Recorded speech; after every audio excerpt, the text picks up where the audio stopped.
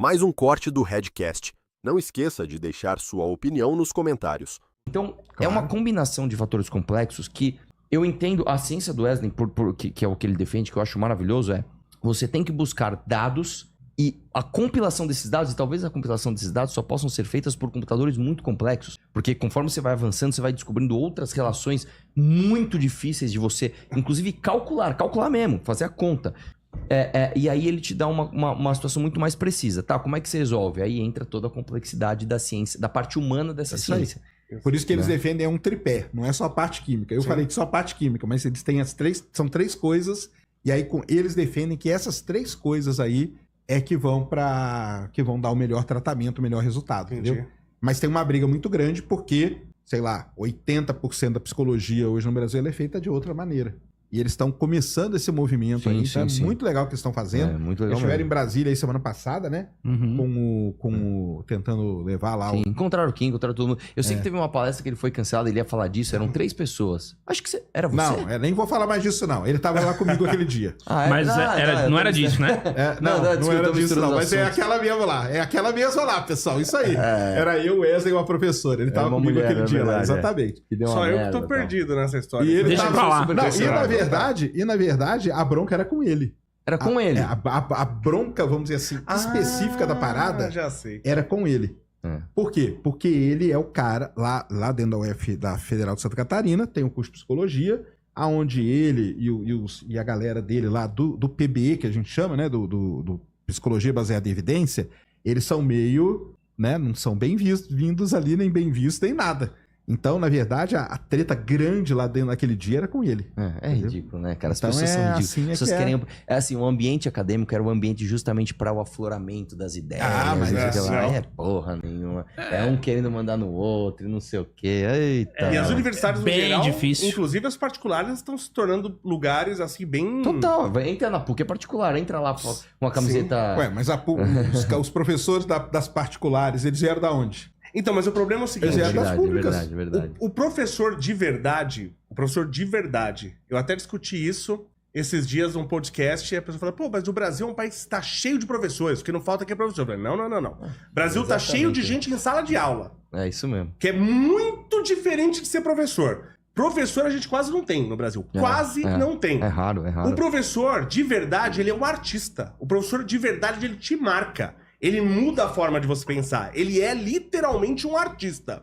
E o artista, para ele fazer um bom trabalho, ele tem que ter liberdade. Liberdade para se expressar, liberdade de pensamento. E você não está tendo isso hoje nas universidades. Primeiro, hoje você tem um problema que você não tem nas públicas, mas você tem nas particulares. Universidades particulares não existem mais alunos. Não tem mais alunos. É cliente. Então você não pode desagradar o cliente de maneira nenhuma. Você, como professor, você não pode desagradar o cliente. Onde já se viu você fazer algo que o cliente achou ruim. Então eu, como professor, não posso ensinar, porque ensinar, de certa forma, também é disciplinar. É mostrar quando o aluno está errado. E a geração de hoje não aceita. Eu passei por um caso de gestão da inovação, que fui eu que criei o padrão lá que se usou na engenharia, de você tinha alguns trabalhos que eram feitos e os próprios alunos julgavam. Uns julgavam os trabalhos dos outros. E eu fazia algumas propostas para mostrar o quê? Como que a relação emocional com o problema atrapalhava a resolução do problema. E era legal que você provava sempre que o cara que estava envolvido emocionalmente com o problema, ele resolvia pior o problema de quem não estava envolvido. Então a gente fazia alguns trabalhos e um julgava o outro. E aí um cara... E isso é muito maravilhoso, porque toda vez que a gente iniciava essas atividades, os alunos vinham com o começo do raciocínio. E quase todos, 90% começavam assim, professor, caramba, meu grupo teve uma ideia genial. Genial, 90% teve uma ideia genial. E eu sempre brincava com as turmas e falava assim, falei, gente, deixa eu explicar uma coisa pra vocês, tá? De duas umas. Quando você tem uma ideia genial, ou você é um gênio, e eu não tô vendo tanto gênio assim por aí, ou você é tão cretino que só você tá achando isso genial. Tá? De duas uma. Eu não tô vendo tanto gênio por aí. Então, toma cuidado. E aí depois ia ensinando o pessoal trabalhando e tal, ia passando pelo julgamento. Teve um episódio que foi muito interessante, que um cara fez um trabalho, um garoto, que ele achou genial. Aí ele apresentou e uma menina estava julgando, uma colega. E ela falou que não gostou. Só falou isso, não gostei, eu não aprovaria esse trabalho e tal. O cara quis levantar e bater na menina, porque a menina falou que não gostou do trabalho dele. Olha o nível Isso aí tá emocional. pronto pra ser cientista no Brasil. É. É o ego mais inflado. Eu falo pra todo mundo, cara. É o ego mais inflado que tem do cientista. Ah, não. Aí eu Olha discordo o Mexeu totalmente. no ego muito mais que qualquer outro, cara. Duvido, Qualquer duvido. outro. Qualquer Duvido. um. O Cara, eu vou nível dizer, emocional. médico e advogado. Não tem ninguém nem. ganha. Não chega nem perto, cara. E você viu um projeto de lei agora que, inclusive, o Bolsonaro, o filho do Bolsonaro, quer passar, que eu achei absurdo. Porque até onde eu sei... Qual deles? Calma, vamos chegar lá. A maioria dos advogados, até onde eu sei, eles são contra o armamento civil. Até onde eu sei. Que eu sou totalmente a favor. É. Agora, o filho do Bolsonaro, mas não sei quem lá, quer que todos os advogados do Brasil possam ter arma. Eu não posso. E o advogado pode por quê? É, Porque- isso aí já é antigo já. Não, mas você concorda com esse É um projeto? classismo, né? Um classismo. É. Por que o advogado... Por exemplo, a pessoa mora no Brasil, ela já precisa ter uma arma. Já começa por aí, por mim, né? Então a gente tem uns classismos aqui que eu nem sei porque que entrei nesse assunto, porque eu mudei de assunto completamente. Vamos mas falar o assunto do- geral é corporativismo, né? E É. tem muito. É isso Desculpa, mesmo. vai lá. Vamos falar de outro corporativismo. Vamos falar do negócio da gasolina. Sérgio que gasolina. manja Cara, muito. essa gasolina nova. Como aí, que eu tá não sei esse não o que negócio você aí, falou. Sérgio? Não, cara, eu vou aproveitar que o negócio da gasolina, antes de entrar no assunto da gasolina, eu quero falar da margem equatorial. Galera, vai sair, hein? Duas coisas muito importantes. Primeiro, o Brasil aumentou a plataforma continental dele lá no norte do Brasil. Pra quem não sabe, nós estamos querendo explorar a margem equatorial. Tá uma treta É a gigante. briga com a Venezuela, O não sei Ibama. o quê. Não, o Ibama não quer dar licença pra Petrobras, porque fala que a Petrobras vai explodir. É o Ibama tudo que tá e tal. barrando o negócio. É o Ibama. Mentira, cara. É, a briga mas, aqui é- mas o interesse da Venezuela, inclusive, naquela história lá, era por causa disso. Não era dessa parte? Lá de cima, você tá falando? Perto Sim. do Amapá Não, a ali? Venezuela tem a parte dela, tá tranquilo, o Suriname é dele, a Guiana dele, tá tudo bem. O problema nosso aqui no Brasil não tava dando certo porque o Ibama não tá querendo liberar licença ambiental para a Petrobras explorar. Então, nós já aumentamos a plataforma continental, foi aprovado semana passada pelo órgão internacional, então quer dizer que tá tudo beleza, aumentou 360 quilômetros lá, vai ficar bom pra gente e vai dar tudo certo, viu? Porque aí da parte da política que o Lula quer, né, cara? E se o Lula quer, meu amigo, ele vai pôr em cima da mesa ali na hora e vai dar tudo Quem certo. acompanhou o Redcast viu o É, episódio que a gente fez ano passado com o Charlão. Aham. Que a gente falou sobre isso. Isso. E eu saí daquele episódio, o que eu fiz? Comprei a ação da Petrobras. Fez Comprou bem. mesmo? Fez bem, porque o que tá tudo caminhando aí pra isso. E agora uns dados pra vocês, tá? Dando certo a margem equatorial, a estimativa hoje do pessoal da Petrobras e tal que trabalha com isso é que, na verdade, do Ministério de Minas e Energia, tá? É geração de 300 mil empregos. No Brasil? 300 mil empregos. Meu Deus. 256 bilhões de grana vai entrar no Brasil e 200 bilhões vai ser arrecadado pelo governo nessa brincadeira da margem equatorial. Então, cara, com esses números aí, com tudo tá dando certo, vai dar certo, tá? O Ibama ainda... Agora qual que é o lance? Por que eu tô falando disso hoje? Porque nós chegamos no limite. O limite para tudo isso funcionar da maneira como foi planejado pela Petrobras é que a licença ambiental sai agora em abril. Então, até agora, o Ibama ainda não deu a licença para a Petrobras. Está começando o mês de abril hoje, então nós vamos esperar aqui.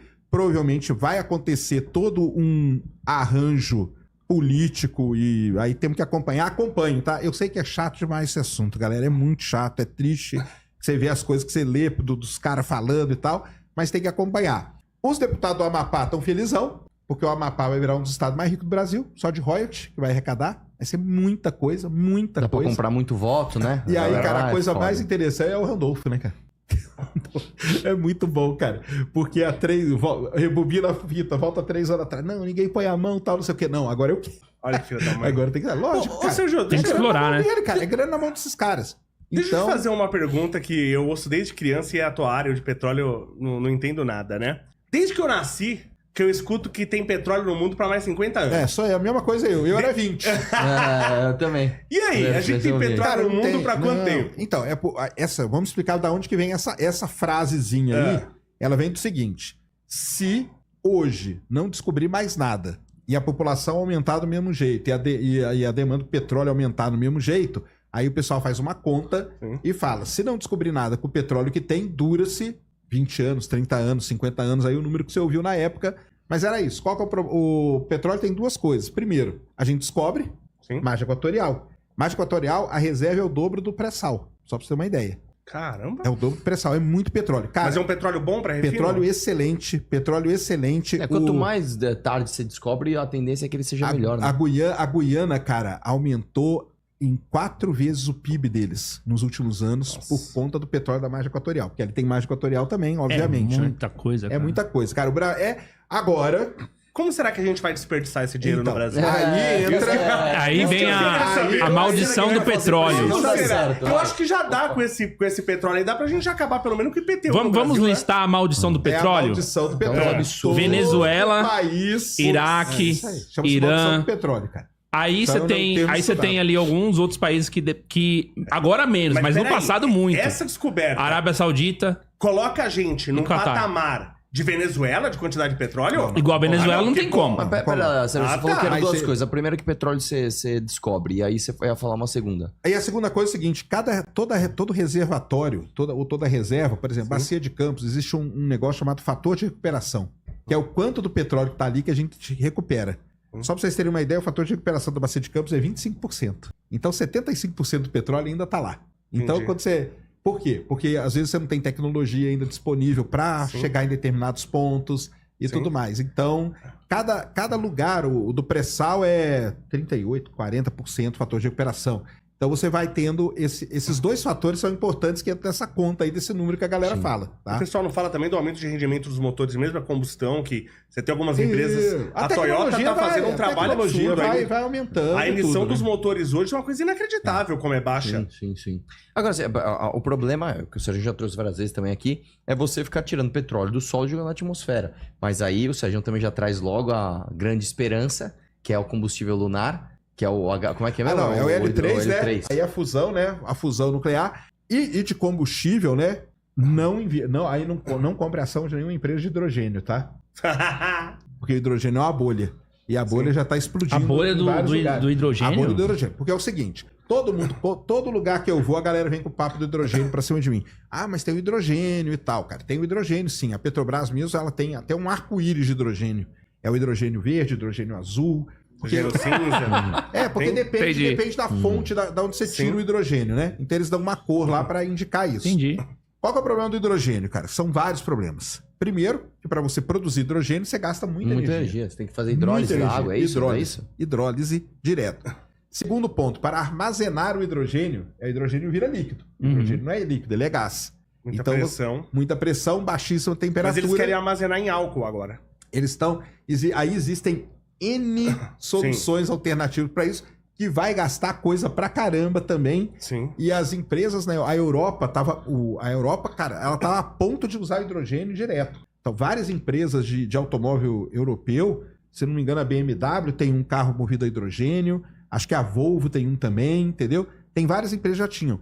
Elas pararam, porque elas viram o problemaço que dá o hidrogênio. Então, lá na Europa, já começou a pipocar várias empresas que mexem com hidrogênio. De armazenamento, transporte, distribuição. Tudo. Hidrogênio tem um monte de Tem problema. muito problema. Esse foi o corte. Quer ver o conteúdo na íntegra? Todos os links na descrição. Não se esqueça de deixar sua opinião nos comentários, deixar o like e compartilhar.